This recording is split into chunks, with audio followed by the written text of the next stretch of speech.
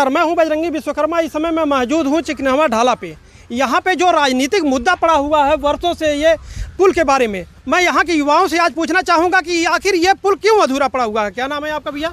Sir मेरा नाम है प्रकाश निषाद, ग्राम प्रधान महाजी देवरा जदीद। अच्छा, आप वर्तमान प्रधान हैं या पूर्व प्रधान हैं? वर्तमान सर। तो आखिर क्या ऐसी परिस्थितियाँ हैं जो इस पुल को बनने नहीं दे रही हैं? नहीं, देखिए ये परिस्थितियाँ सर ऐसी है कि यहाँ पे राजनीति के तौर पे ये पुल को नहीं बनाया जा रहा है, और जब वोट की समय जब आ जाती है तो अपना अपना मुद्दा सभी लोग लेकर के आ जाते हैं, हम वोट दीजिए हम पुल बनवाएंगे।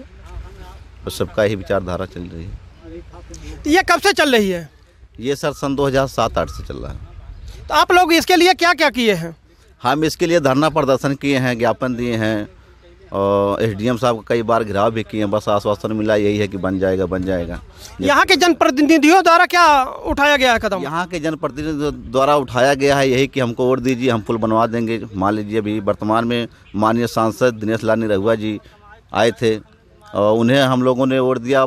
हमारा तो पहला बूथ में पहला हमारा ही पड़ता है, और हमारे ग्राम सभा का सारा वोट बीजेपी को ही जाता है, सारा वोट बीजेपी को ही जाता है। और पूरे उम्मीद थी हम लोगों को कि दिनेश लाल निरहुआ अब की बार आएंगे तो हमारा पुल बनाएंगे, लेकिन ऐसा कुछ भी नहीं हुआ। बस फिर अब की बार आपके यहाँ आएंगे तो क्या कहेंगे आप? अब की हमारे यहाँ आएंगे, देखिए अब जनता का मत लिया जा रहा है, क्या होगा क्या किया जाएगा, अभी बातचीत आपस में चल रही है। क्या नाम पड़ेगा आपका भैया? रामनाथ निषाद। क्या कहेंगे इस अधूरे पुल के बारे में? अधूरे पुल के बारे में हम लोग उब चुके हैं। 2007 में इसकी नींव पड़ी है बसपा सरकार में। तब से जितनी भी सरकारें आई गई सभी लोग यही आश्वासन दे, सिर्फ पुल जब कोई चुनाव आता है उसी वक्त लोग आते हैं, जब बोलते हैं हमको वोट दीजिए हम बनवा देंगे, हमको वोट दीजिए। शिवपाल माननीय मंत्री जी शिवपाल सिंह यादव भी आए थे, वो भी बोले थे। और वर्तमान में सांसद दिनेश लाल निरहुआ जी वो भी बोले हैं कि यहाँ पर हमको अब की बार लोग 1.5 साल का मौका हमको दीजिए, हम पुल को बनवा कर दिखा देंगे। वो बोले थे कि एक तरफ बंधा के दक्षिण फिल्म की शूटिंग होगी और इधर पुल बनेगा। तो ऐसा हुआ? नहीं हुआ।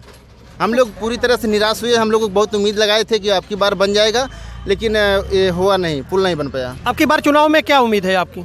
चुनाव में हम लोगों की गांव में राय चल रही है कि आने वाले 9 तारीख को हम लोग ग्राम सभा की एक मीटिंग करेंगे, उसमें निर्णय लिया जाएगा वोट डालेंगे या बहिष्कार करेंगे। संभवतः हम लोगों की यही रहेगा कि हम लोग वोट बहिष्कार करेंगे। क्या नाम पड़ेगा भैया आपका? डॉक्टर सियाब जरम यादव उर्फ बबलू। यहाँ का इतना हालात यहाँ बिगड़ चुकी है। मैं तो पहले आपसे मिला तो वहीं बता दिया कि अब उस पुल के विषय में बोलना कुछ हमारे लिए ठीक नहीं है, यहाँ की जनता के लिए भी अब ठीक नहीं है। क्योंकि बोलने का जब कोई अर्थ निकलता है तो बोलने में भी कुछ मज़ा आता है। आवाज़ उठाते उठाते यहाँ की जनता उग गई है। यहाँ लगभग 12 किलोमीटर क्या 20 किलोमीटर का क्षेत्रफल में इस रोड से इसका आना जाना घाघरा नदी से होता है। श्मशान घाट यहाँ पे मुर्दा जलाया जाता है। जी। लेकिन यहाँ 4 गांव का एक बहुत बड़ा ये मुद्दा बनाया गया है कि अगर ये पुल का सिलाब पड़ जाएगा तो यहाँ से राजनीतिक मुद्दा ही खत्म हो जाएगा, इसलिए इस पर सिलापे नहीं पड़ रहा है।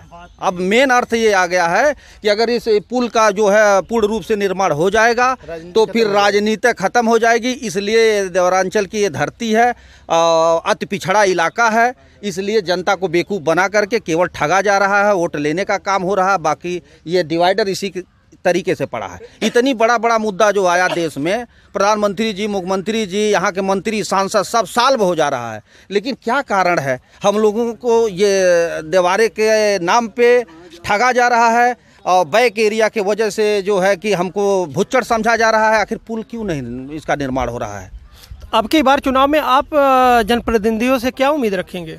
कोई उम्मीद नहीं, इन लोगों से उम्मीद टूट चुकी है। अब यहाँ जो मीटिंग होगा, जो फैसला यहाँ जो सामान्य जनता संभ्रांत लोग आएंगे जो फैसला देंगे उसी के आधार पे चुनाव का काम किया जाएगा। चलिए मैं और लोगों से यहाँ पे बात करता हूँ। क्या नाम पड़ेगा चाचा आपका? हरिराम यादव। चाचा, इस अधूरे पुल के बारे में क्या कहेंगे आप? साहब हम लोग तो परेशान हो चुके हैं, कुछ हुआ नहीं, वोट देते देते थक गए हैं, और अब की बार उम्मीद है कि जब तक ये कुछ निर्णय नहीं होगी जब तक वोट नहीं पड़ पाएगा। तो क्या आप लोग वोट का बहिष्कार करेंगे? जरूर देखते हैं, हो सकता है, हो भी सकता है।